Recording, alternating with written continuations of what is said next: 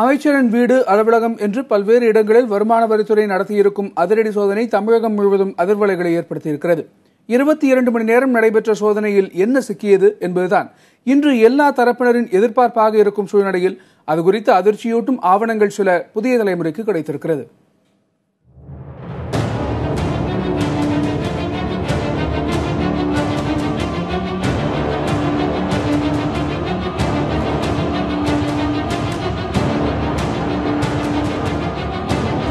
ஓரிரு நாட்களில் இடைத்தேர்தல் நடைபெற இருக்கும் ஆர்கே நகர் தொகுதியில் பணப்பட்டுவாடா பரவலாக நடப்பதாக எழுந்த குற்றச்சாட்டு அனலை கிளப்ப அதிரடிக்கு தயாரானது வருமான வரித்துறை.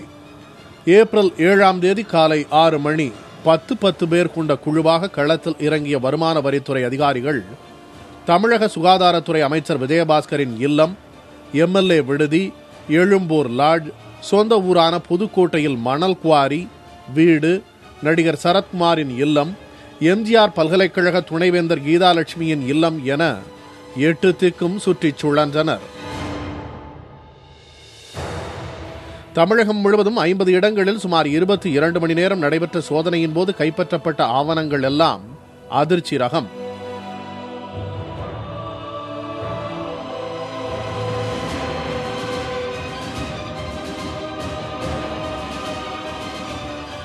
ஆர்கே நகர் தொகுதி இடைத்தேர்தலில் அதிமுக அம்மா பிரிவு கட்சியைச் சேர்ந்த முக்கிய அமைச்சர்களின் பெயர்கள் கொண்ட பட்டியல் கைப்பற்றப்பட்டிருக்கிறது.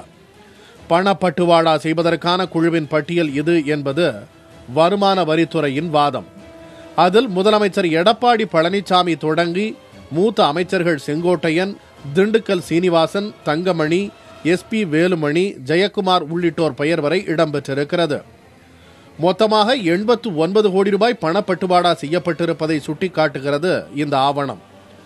ஒவ்வொரு அமைச்சரும் பணம் பெற்றுக் கொண்டதற்கான கையெழுத்து ஆதாரமும் அந்த ஆவணத்தில் இடம்பெற்றிருக்கிறது.